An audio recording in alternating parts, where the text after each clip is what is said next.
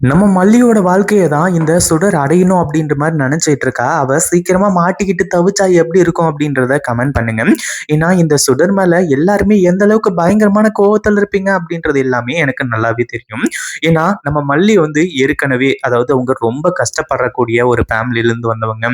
அதுவும் இல்லாம அவங்களுக்கு இப்படி ஒரு வாழ்க்கையா அப்படின்னு சொல்லிட்டு எல்லாருமே யோசிப்பாங்க. ஆனா அதுதான் உண்மையான வாழ்க்கை. அதாவது கிடைக்காதவங்களுக்கு கிடைக்க வேண்டியது தான் நல்ல ஒரு வாழ்க்கை அப்படின்ற மாரி சொல்லுவாங்க இல்லையா? அப்படிதான் வந்து இந்த விஷயங்கள் எல்லாமே நடந்துச்சு. அதுவும் இல்லாம நம்ம மல்லிக்கு வந்து இப்படி நல்ல வாழ்க்கை அமைஞ்சுச்சு அப்படின்ற மாரி சொல்லி நம்ம நாகு, அடுத்ததா மல்லியோட அண்ணன் இவங்க எல்லாருமா சேர்ந்துக்கிட்டு ரொம்பவே ஹாப்பியா இருந்துட்டு இருந்தாங்க. ஆனா அதுக்கு ஒரு பிரச்சனை வரும்போது கண்டிப்பா யாரா இருந்தாலும் பயங்கரமான கோவத்துல இருப்பாங்க. அந்த மாதிரி தான் இப்ப எல்லாமே பண்ணிக்கிட்டு இருக்காங்க.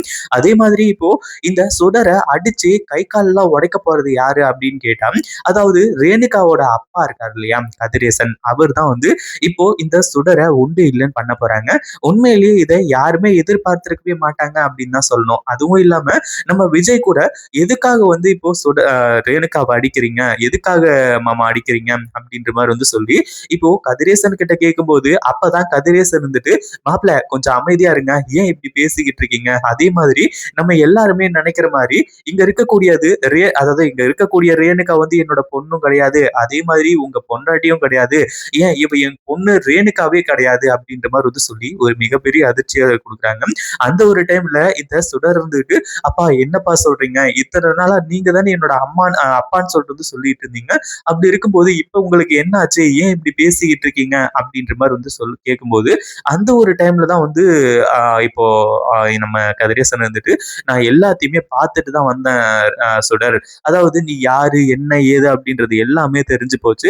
அதாவது விஜய் மாப்பிள்ளை வந்து இதுக்கு முன்னாடி நம்பாம இருந்துட்டு இருந்தாங்க. மல்லியும் எத்தனையோ முறை அதாவது இங்க இருக்கக்கூடியது வந்து ரேணுகா கிடையாது அப்படின்ற மாதிரி என்னென்னமோ சொல்லிக்கிட்டு இருந்தா. ஆனா நாங்க எல்லாருமே உன்னை அவ்வளவு நம்புனோம். ஆனா நீ இவ்வளவு கேவலமான ஆளா இருப்ப அப்படின்னு கொஞ்சம் கூட எதிர்பார்க்கவே இல்லை. அதுவும் இல்லாம என் பொண்ணு ரேணுகா எந்த அளவுக்கு அதாவது எந்த அளவுக்கு ரொம்ப நல்லவன்னு உனக்கு கொஞ்சம் கூட தெரியாது. ஆனா அவளோட முகஜாடையில அவளோட உருவத்துல இருந்துகிட்டு நீ இவ்வளவு கேடு கெட்டவளா இருந்துட்டு இருக்கியே அப்படின்ற மாதிரி வந்து சொல்லி திட்டிக்கிட்டு இருக்காங்க. இங்க இருக்கக்கூடியது ரேணுகாவே இல்ல அப்படின்ற மாதிரி வந்து சொல்லி தெரிஞ்ச உடனே விஜய்க்கு பயங்கரமான அதிர்ச்சி. விஜய்க்கு இப்போ என்ன பண்றது ஏது பண்றது அப்படின்னு ஒண்ணுமே புரியல. அப்படியே பயங்கரமா வந்து தவிச்சுக்கிட்டு இருக்காங்க. ஐயையோ அவ்வளவுதான் முடிஞ்சு போச்சு. அதுவும் இல்லாம நம்ம வந்து இப்போ இவளை கல்யாணம் பண்ண வேற இருந்தோம். தாலியை மட்டும் கட்டியிருந்தா அவ்வளவுதான் அப்படின்ற மாதிரி நினைச்சிட்டு இருக்காங்க. அப்பதான் நம்ம மல்லி இருந்துட்டு இப்பவாச்சும் உங்களுக்கு புரியுதா விஜய்? நான் சொன்னது எல்லாமே உண்மைன்னு இப்பவாச்சும் உங்களுக்கு தெரிஞ்சதா? அப்படின்ற மாதிரி சொல்லி பயங்கர கோவத்தோட வந்து இப்போ நம்ம மல்லி வந்து சொல்லிக்கிட்டு இருக்காங்க. அதுக்கப்புறம் தான் எல்லாருக்குமே உண்மை எல்லாமே தெரிய வருது. இந்த வீடியோ பிடிச்சிருந்தா லைக் பண்ணுங்க, ஷேர் பண்ணுங்க. இப்பதான் நம்ம சேனலுக்கு ஃபர்ஸ்ட் டைம் வரீங்க அப்படின்னா கீழ இருக்க சப்ஸ்கிரைப் பட்டனை பிரஸ் பண்ணிக்கோங்க.